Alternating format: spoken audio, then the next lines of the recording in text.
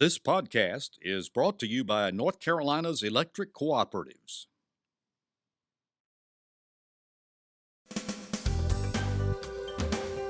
This is NC Spin, an unrehearsed discussion on issues of interest to North Carolinians. Now, here's your moderator, Tom Campbell. Thanks for tuning in this week's NC Spin. Our primary elections will be held in 4 weeks, but we haven't been hearing much about them. Not to worry. This week's NC Spin will take you through the elections, the candidates, and the issues from top to bottom of the statewide ticket. And if there's time, we'll get the panel to tell us something we don't know. This week's panel includes Anna Beavon Gravely from NC Free, John Hood, syndicated columnist and author, Chris Fitzsimon, director of the Newsroom, and Brad Crone, communications and political consultant. We'll begin our uninterrupted debate after these brief messages from our underwriters. In more than 21 years on NC Spin, I never endorsed a product or sponsor, but I volunteered to do this message for family physicians. Over the past 40 years, my family doctor could quickly diagnose my illnesses because he knew my medical history. Evidence suggests I'll live longer, have a higher quality of life, and save 33% on health care costs. I believe in my trusted relationship with my family physician. Family Physicians, your trusted healthcare advisor for life. Life's busy, but you're in control.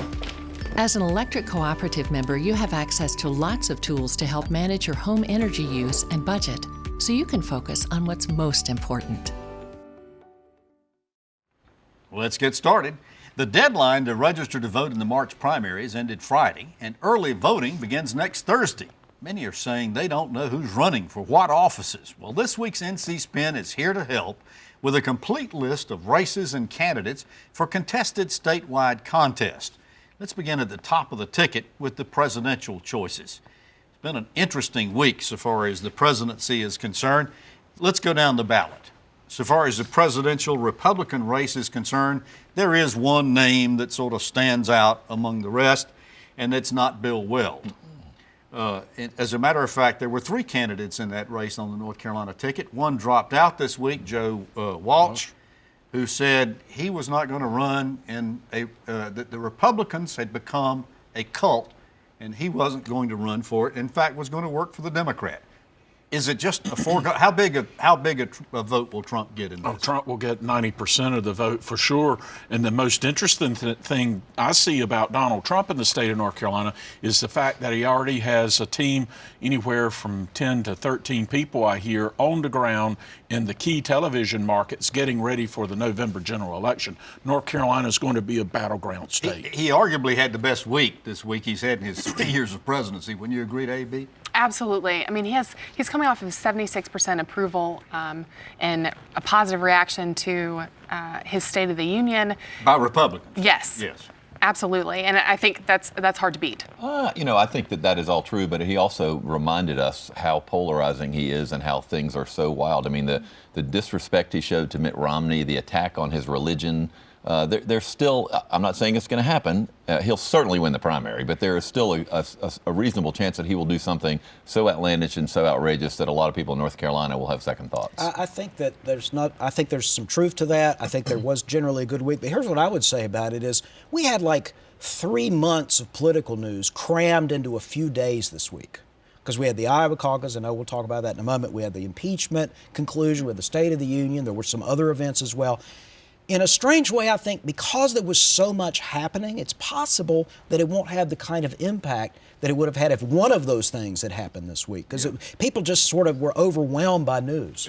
Brad, there are many people who are saying the Iowa caucus just demonstrated that the Democratic Party is a train wreck. Holy smokes, what a chaos and confusion. I mean, it was just a cluster. I mean, there's no other way to say it. And who in the heck would think that it was a good idea to have an iPhone app capture results from a presidential preference, both your first and your second opportunities? Chris, on the Democratic side of the presidential primary, a lot of names. Let's go through them. Michael Bennet, Joe Biden, Pete Buttigieg, Michael Bloomberg, Tulsi Gabbard, Amy Klobuchar, Bernie Sanders, Tom Steyer, Andrew Yang, and Elizabeth Warren.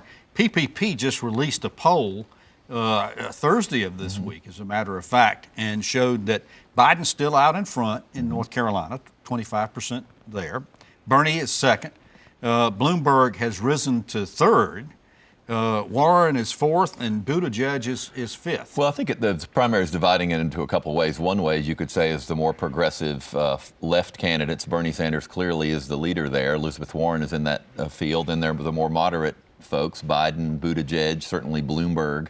But Biden has an overwhelming advantage. He is still far and away the most popular with African-American voters. And if he gets African-American voters and your more moderate Democrats, I think he'll be tough to beat. The question will be what happens in New Hampshire and how that affects the momentum of the race as we approach our own. And South Carolina. That's right. Here's what you got to watch in the presidential primary. Bloomberg's on the move. He's buying as much as 2,000 points a week in television in every single television market across the state. That's unheard of. It is unheard of. The other thing is Katie Hendrickson, Tom Hendrickson's daughter, is running the operation. She is political royalty in the state. She knows how to organize. Bloomberg is on the move in North Carolina. God, I remember Tommy running the 92 Democratic races. So far as it goes, North Carolina decided on this March 3rd primary because we wanted to be a player. Mm-hmm. We got Super Tuesday with all kinds of states involved in this thing, California being the big kahuna so far as that's concerned. Huh? And Texas, yes. California and Texas. So far as it goes, was this a good decision, A.B.? If you had to go back and make this decision again for March 3rd, would you do that? I think that it puts our candidates on a state level at a slight disadvantage. It shortens their timetable to get the word out. We'll talk later, but the overwhelming, unknown, undecided is very high. Is it going to increase turnout, John? I think that there will be probably a strong turnout in North Carolina. It is the third largest bundle of delegates available besides California and Texas. It's obviously, as Brad was talking about with regard to Bloomberg's purchases, it is a highly desirable state for Democrats. So if your goal was to make North Carolina early and important in the Democratic presidential stakes, then that probably succeeded. I think it had other costs that AB's getting at that, in my personal opinion, outweigh the benefits, but that's where we are. The other big headline race, moving down the ticket just a little bit, is the U.S. Senate race. And of course, incumbent Tom Tillis is running for his first reelection. He's got a huge war chest that's been built up. But we got Larry Holmquist from Greensboro, Sharon Hudson from Huntersville, and Paul Wright from Mount Olive. Are they going to scratch? No. I mean, when Garland Tucker was in the race for a while, he had the financial resources to at least make some noise. I mean, Tillis's foregone conclusion, the real battle is who will be his opponent in the fall. So far as it goes, is his cohesiveness to Donald Trump helping or hurting him? I think it helps him. It builds organization within and support. I'm not talking about just the primary, Party. but the general. No, I think that it helps him. I think his alliance with Trump helps him going into the general election significantly. We had some interesting developments in the Democratic side of this thing this past week. Cal Cunningham has been on the air since Fido was a pup, it feels like, running ads. But we started seeing ads for Erica Smith this week, his Democratic opponent. Yes. But those ads weren't bought by Erica Smith. No, they were not. No, they came from a shadowy organization that some assume is a Republican-backed PAC, Faith and Power. This is not a strategy that is unheard of. We've seen this in other states as well. I think it is at least an attempt to make the Democratic primary more competitive. If these are Republicans trying to nominate Erica Smith, I'm not sure they will succeed. It looks like they've already decided who's going to be the presumptive winner here. So they bought ads for Erica Smith to try to blunt Cal Cunningham's advantage. Yeah, if that's their strategy, I don't think that's a bad one at all. He definitely has more cash on hand at the end of the year filing than she does by a long shot. Do you think it's okay for the Republicans to run ads in the Democratic primary? I don't think it's okay. I think that's their strategy. Okay. I do think there is an odd way in which, again, if Republicans are doing this, the actual substance of the ads basically say Erica Smith is the only one that's really on the left. Yeah. Well, I'm not sure that's really what Republicans want to say going into the general election. It makes Cal look like a moderate. Well, I'm not sure why that's actually a good idea positioning. It'll depend on who the Democrat nominee is, on how that plays. PPP poll that was released this week says that Cal's got. Yeah, I thought it was 29% of the preferences. And then Erica got 10%, but there was a huge percentage, 60% said they hadn't decided. So it's a wide open primary field. I mean, as you look at it, it's a wide open primary field.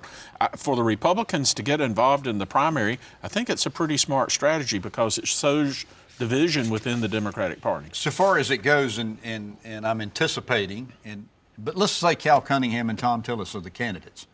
Is this going to be a tight race? I think it'll be one of the most competitive races in the country, but not in the top 3. I think it'll be around 4 or 5. Chuck Schumer in the DSCC has bankrolled Cunningham, and they're counting on this being one of the seats they've got to have to flip the Senate. Wild card is if Bernie is on the ticket as your nominee for president, you'll see a tsunami, a Republican tsunami in the state, unlike 84, 94, and 2010. Indeed, it will be a disaster. If the Republicans truly wanted to tip a Democratic primary to help Tom Tillis, they'd be investing in the presidential race, trying to get Bernie Sanders nominated, because that would be the biggest gift of all to Tom Tillis and most of the other Republicans in the country. Let's move down the list to the congressional list. There are obviously 13 House districts, and there are going to be 13 contests that are going to be coming up. But some of them are more interesting than others, and some of them aren't even contested, and we're not going to mention those. But let's talk about George Holding's seat in the 2nd Congressional District. Alan Swain is running against Deborah Ross, Andy Terrell, Monica Johnson, and Ollie O'Neill Nelson from Camp Lejeune.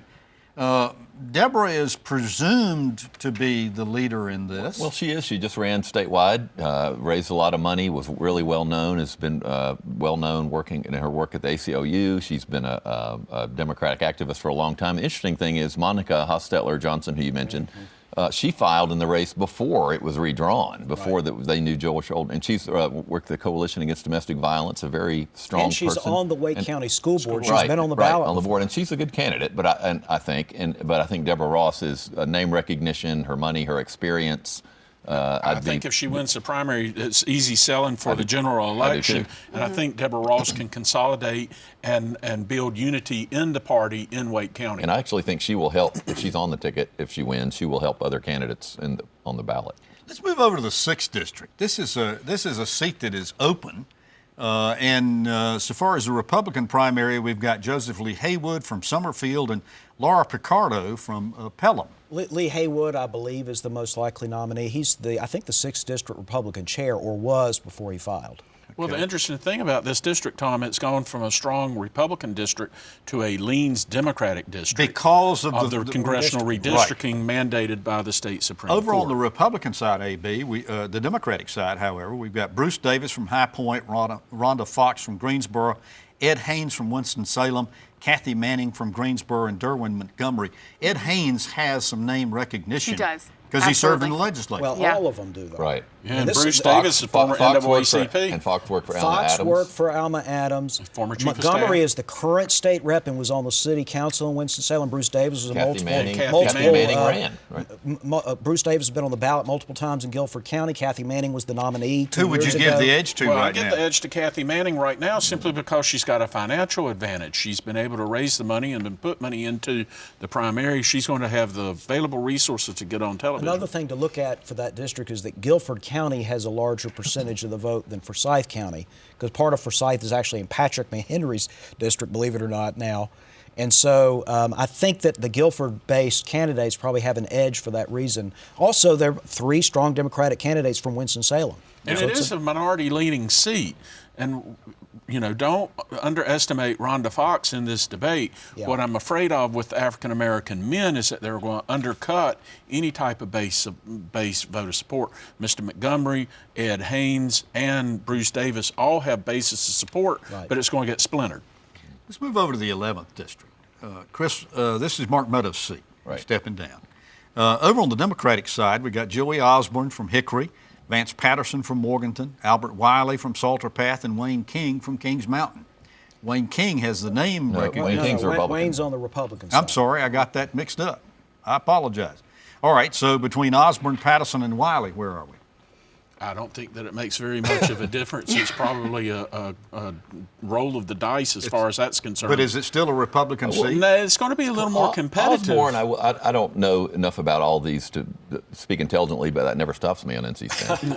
But Osborne has been very active on social media. I think there's a feeling that there's a grassroots movement. He has managed to act like there's a grassroots movement behind him. He may have an early advantage. You could have a grassroots movement if you act like you have a grassroots movement. Well, the story here, I think, the real story is interesting to me is that Mark Meadows clearly tried to engineer this in the Republican primary for his chosen friend of his wife, who and raising a lot of hackles. In a normal political world, 20 years ago, this would be a mini scandal. But the way the world has changed, nobody's really paying attention. We got 12 Republican.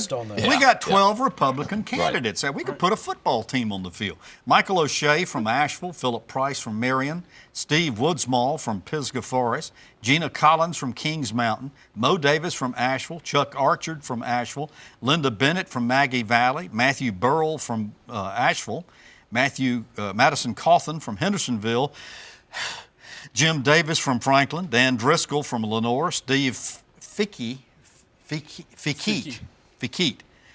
I knew I was going to mess it up. Dylan Gentry from Banner Elk, and the aforementioned Wayne King. Well, I think Jim Davis and Wayne King have the campaign infrastructures in place right now to be the most competitive Republicans. I don't know very much about the real estate agent that Linda Bennett. But I can tell you Wayne King has got a lot of political experience, and Senator Davis does too. So interestingly, 6 of the candidates in that district live outside the district. You get to do that when you're in Congress, running for Congress as opposed to legislature. I would say Wayne King. I would say Jim Davis, the former or retiring state senator from the western corner of the state, and Linda Bennett are the key names to watch, don't you think? Absolutely. I think the thing about Linda Bennett that sets her apart is the fact that the Freedom Caucus has endorsed her, and it's been a signal that when this loaded primary that she's going to be the standout. And it's interesting to remember the Asheville is now completely in this district. It's still a leaning Republican district, but not nearly as Republican as it was because the city of Asheville is all in it.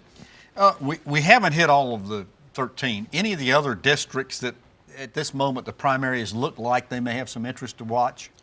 I mean, one of the races that we haven't talked about that is potentially competitive in the fall is Richard Hudson's 8th district. Yes. But he is the Republican nominee, and Patricia Timmons-Goodson is the Democratic nominee. So there's no primary there. But when we get to the fall, we're going to be talking about the 8th district. I think it's a lean Republican, but we'll see. She's going to be a good candidate. I don't think there's any and then question. We'll see the 9th again.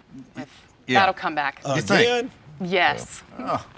Thought we had finished that one. But no. Let's move to the statewide Council of State races. We've got in the governor's race for the Democrats, we've got Dan Forrest, the lieutenant governor, who's running, and Holly Grange from Raleigh, who's running in the primary there. It is assumed that Dan Forrest is going to take this nomination. Forrest will take the nomination. What I've witnessed this week traveling across the state, Tom, is the organization that he has. And it's impressive. It's not a very traditional campaign that we've seen, a lot of grassroots, and I think that's going to be a big benefit for Dan Forrest moving into the Republican primary. Without trying to sound like I'm picking a candidate, I have to love his yard signs. Oh, absolutely. And they're all over the state. Run, Forrest, all run. over the state. It's consistent messaging, and it worked for him the first time, and he's it's like hoping the that old it works barber again. shave signs. Yeah. Remember? You're too young to remember that. Over on the Democratic side, we've got Roy Cooper and Ernest Reeves from Greenville. Cooper has been noticeably quiet in this, John. He may be assuming that he can take Reeves. I mean, I'm just going out on a limb. Is that far-fetched? Are you making a prediction? Memo to I self. am willing to go out on that limb with the governor. I can tell you the governor's busy raising money is what the governor's doing. He's really stockpiling a war chest. Oh, I know. He's doing fundraisers But again, all I over go back everywhere. to my previous comment. If Bernie's on the ballot, man, It ain't gonna make any difference. Right. Yeah. But if Trump implodes, it makes a difference. The race that I think a lot of us are going to be watching, because it can be a fun race, is the lieutenant governor's race. I think it's going to be fun for us, not necessarily fun for the people who are in it. But it never is. No. I can tell you from having had a father who ran, there is no hurt like losing an election. I mean, it just hurts bad.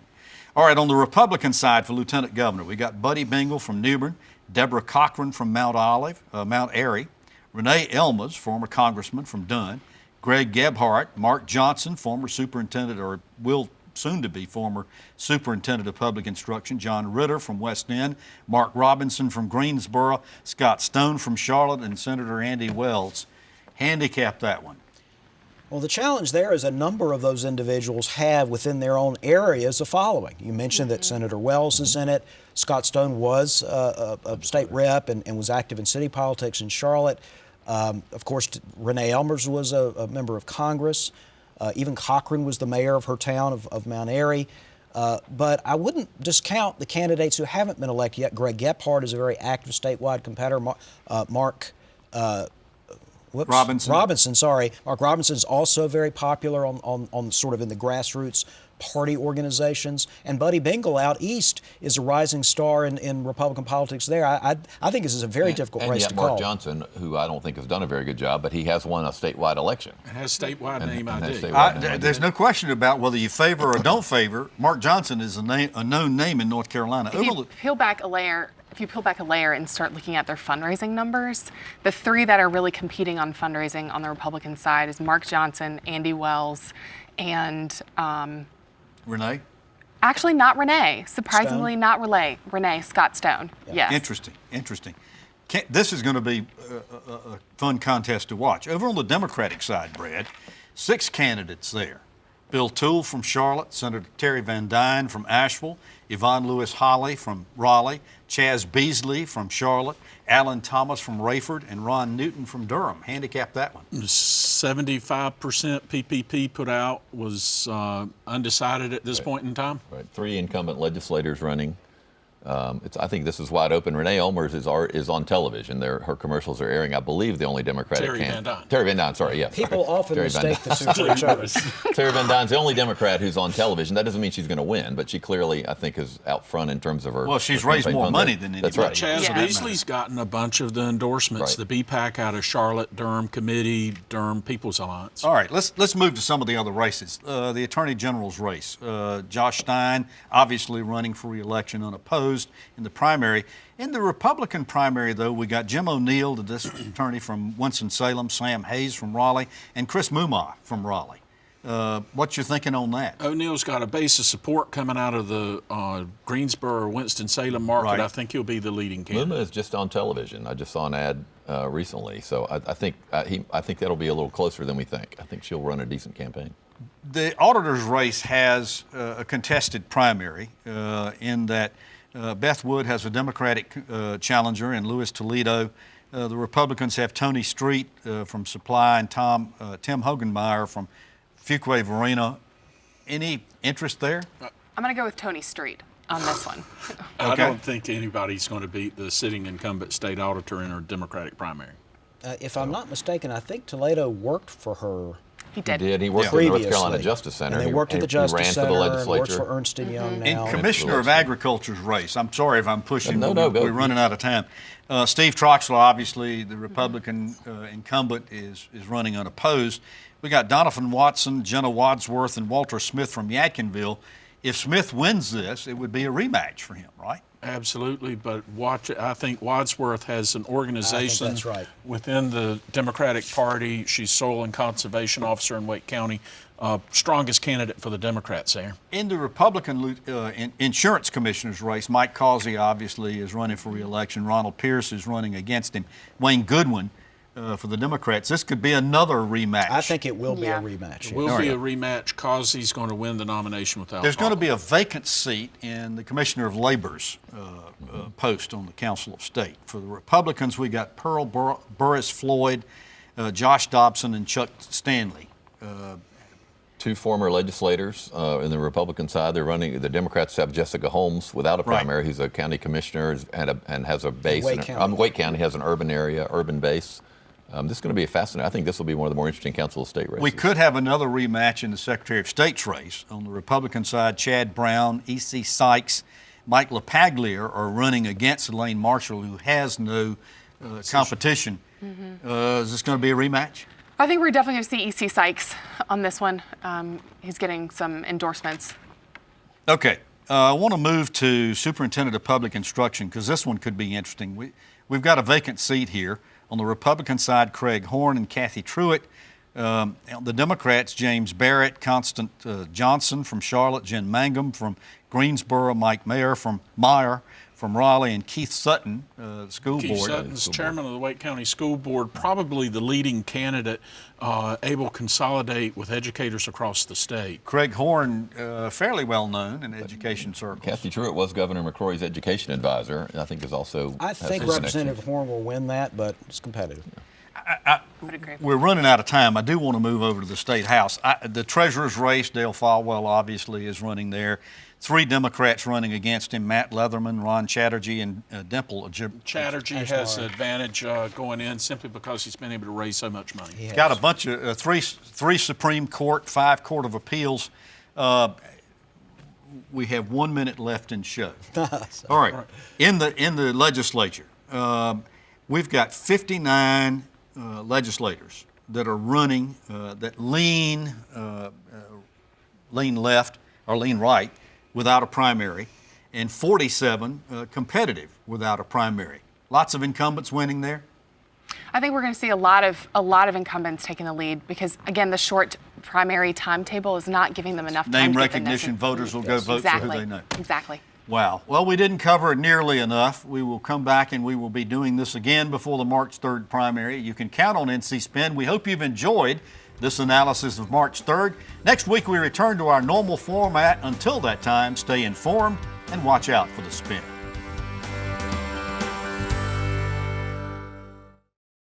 In more than 21 years on NC Spin, I never endorsed a product or sponsor, but I volunteered to do this message for family physicians. Over the past 40 years, my family doctor could quickly diagnose my illnesses because he knew my medical history.